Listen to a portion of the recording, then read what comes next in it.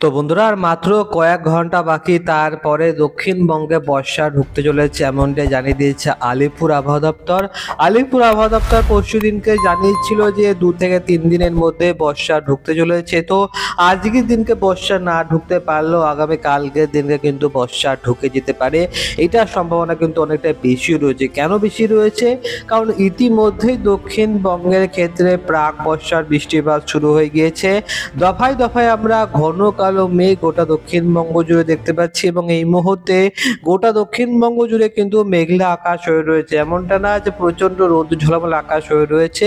তো এই মেঘলা আকাশ কিন্তু অনুকূল পরিস্থিতি তৈরি করছে দক্ষিণবঙ্গের ক্ষেত্রে দক্ষিণ পশ্চিম মৌসুমী বায়ু ঢোকার, যার ফলে কিন্তু অনেকটাই অনুকূল পরিস্থিতি তৈরি হয়ে রয়েছে এবং আর মাত্র কয়েক ঘন্টার বাকি, তারপরে কিন্তু বর্ষা ঢুকতে চলেছে দক্ষিণবঙ্গের বুকে, যার ফলাফলস্বরূপ আজকের দিনকে আবারও ফের ভারী বৃষ্টিপাতের সম্ভাবনা দক্ষিণবঙ্গের একাধিক জেলার ক্ষেত্রে লক্ষ্য করা যাবে এবং এটা হচ্ছে প্রাক বর্ষার বৃষ্টিপাত। তো আজকের দিনকে দক্ষিণবঙ্গে কোন কোন জেলাতে এবং কোন সময়ে বৃষ্টিপাতের সম্ভাবনা থাকতে পারে তাই নিয়ে আমরা সম্পূর্ণ ডিটেলসে আপডেট দেবো। তো দেখুন, এই মুহূর্তে আপনারা যেটা দেখতে পাচ্ছেন যে আকাশে কিন্তু মেঘ রয়েছে, অতটা বেশি ঘন কালো মেঘ নেই দক্ষিণবঙ্গের ক্ষেত্রে, কিন্তু মোটামুটি বিক্ষিপ্ত আকারে মেঘলা আকাশই হয়ে রয়েছে গোটা দক্ষিণবঙ্গ জুড়ে। মুর্শিদাবাদের দিকটা কিন্তু সামান্য একটুখানি ঘন কালো মেঘ রয়েছে এবং কলকাতার ক্ষেত্রেও কিন্তু মোটামুটি মেঘ রয়েছে এবং কালাপাড়ার দিকটা যদি আমরা আসি সেখানে কিন্তু আপনারা দেখতে পাবেন যে মোটামুটি কিন্তু মেঘলা আকাশ হয়ে রয়েছে বরিশাল, খুলনা এই সমস্ত এলাকার দিকে, ঢাকা, কুমিল্লা এই সমস্ত এলাকার দিকে, ময়মনসিংহ, সিলেট, কালাই এই সমস্ত এলাকা দিয়ে কিন্তু মেঘলা আকাশ হয়ে রয়েছে। উত্তরবঙ্গের ক্ষেত্রে কিন্তু আলিপুরদুয়ার, শিলিগুড়ি এখানে কিন্তু বৃষ্টিপাত চলছে এবং উত্তরবঙ্গের ক্ষেত্রে কিন্তু নির্ধারিত সময় 7 থেকে 8 দিন আগে 31শে মে উত্তরবঙ্গের ক্ষেত্রে বর্ষার প্রবেশ ঘটে যায়, কিন্তু দক্ষিণবঙ্গের ক্ষেত্রে কিন্তু বর্ষার প্রবেশ ঘটেনি। মানে মোটামুটিভাবে কিন্তু 20টা দিন ধরে একই জায়গায় এই মুহূর্তে আলিপুর আবহাওয়া দপ্তরের আপডেট অনুযায়ী উত্তরবঙ্গের ইসলামাপুর অঞ্চলে দক্ষিণ পশ্চিম মৌসুমী বায়ুর অক্ষরেখা থমকে রয়েছে, যার ফলাফলস্বরূপ কিন্তু বন্ধুরা এই মুহূর্তে বেশ কয়েকটা দিন কিন্তু সময় লাগবে না এবং ধীরে ধীরে কিন্তু বর্ষা ঢুকতে আরম্ভ করে দেবে এবং মোটামুটি কিন্তু বর্ষার প্রবেশের পরিস্থিতি ধীরে ধীরে অনুকূল হতে আরম্ভ করে দিয়েছে। সরাসরি আমরা চলে যাব বজ্রবিদ্যুৎ সহ বৃষ্টিপাতের মোডে। তো দেখুন, বজ্রবিদ্যুৎ সহ বৃষ্টিপাতের মোডে আমরা স্পষ্টভাবে দেখতে পাচ্ছি যে শিলিগুড়ি, দার্জিলিং, জলপাইগুড়ি, কোচবিহার, কালিম্পং এবং আলিপুরদুয়ারের মধ্যে থেকে শিলিগুড়ি, ধূপগুড়ি, আলিপুরদুয়ার এই সমস্ত এলাকার দিকে মারাত্মক ভারী থেকে অতি ভারী বৃষ্টিপাত চলছে। আলিপুরদুয়ারের ক্ষেত্রেও তাই চলছে, কোচবিহারের ক্ষেত্রেও তাই চলছে, শ্রীরামপুর, কোকরাঝাড় এই সমস্ত এলাকার দিকে। আলিপুরদুয়ারের ক্ষেত্রেও তো 11টা-12টার দিকে মারাত্মক ভারী বৃষ্টিপাতের সম্ভাবনা থাকবে, কোচবিহারের দিকটার ক্ষেত্রেও বৃষ্টিপাত থাকবে এবং মোটামুটি আমরা ধীরে ধীরে এখান থেকে ট্র্যাকটাকে চালিয়ে দিয়েছি। দেখতে পাচ্ছেন আলিপুরদুয়ার থেকে ধীরে ধীরে বৃষ্টিপাতটা সরতে আরম্ভ করে দিয়েছে এবং দক্ষিণবঙ্গের ক্ষেত্রে কিন্তু বৃষ্টিপাতটা হতে আরম্ভ করে দেবে।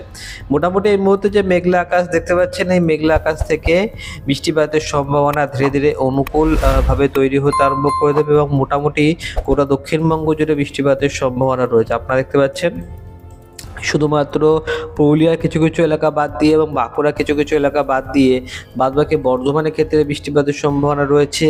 নদিয়ার দিকটায় ভারী বৃষ্টিপাতের সম্ভাবনা রয়েছে।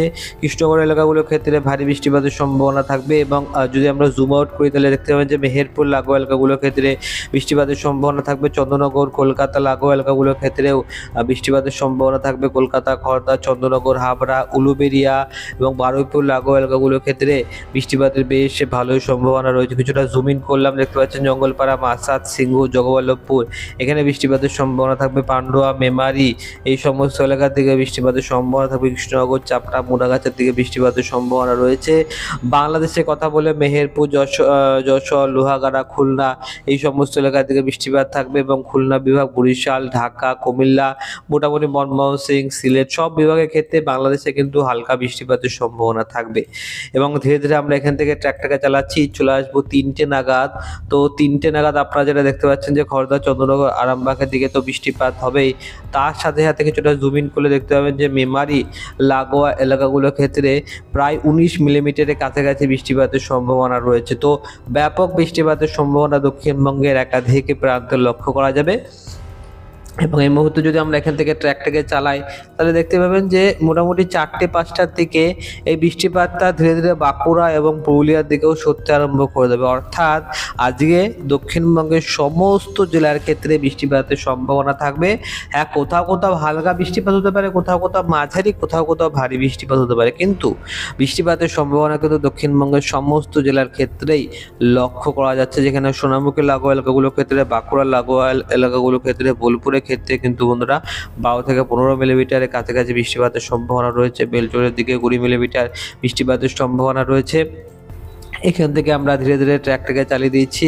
পুরুলিয়া বাঁকুড়া এলাকাগুলোর ক্ষেত্রে বৃষ্টিপাত থাকবে। তো এই মুহূর্তে আমরা ধীরে ধীরে ট্র্যাকটাকে চালিয়ে দিচ্ছি। দেখতে পাচ্ছেন পুরুলিয়ার দিকে বৃষ্টিপাত হবে, বাঁকুড়ার দিকেও বৃষ্টিপাতের সম্ভাবনা রয়েছে, পুরুলিয়ার দিকটাও ভারী বৃষ্টিপাতের সম্ভাবনা থাকবে। তো আজকের দিনকে কিন্তু ব্যাপক বৃষ্টিপাতের সম্ভাবনা রয়েছে।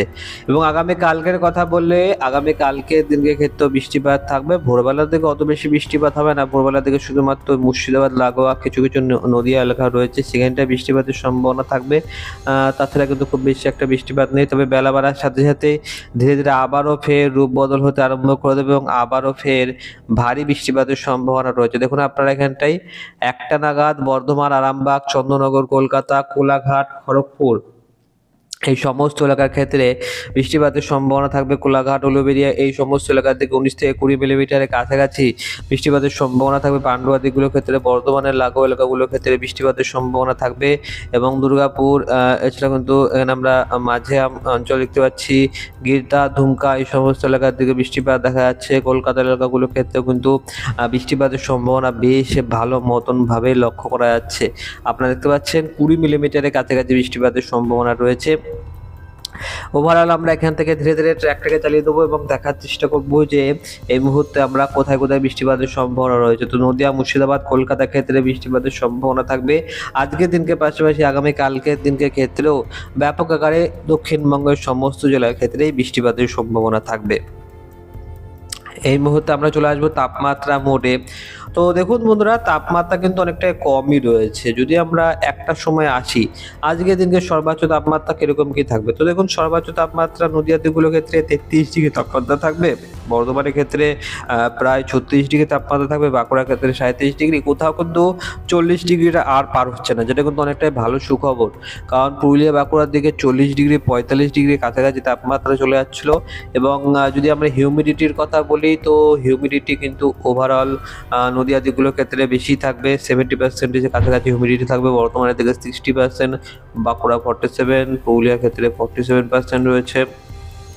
কোলাঘাটের ক্ষেত্রে 59%, খড়গপুরের ক্ষেত্রে 56% এবং কলকাতার ক্ষেত্রে 70%-এর কাছাকাছি রয়েছে। তা মানে আর্দ্রতা যত বেশি হবে তত বেশি কিন্তু একটুখানি প্যাচে গরম থাকে।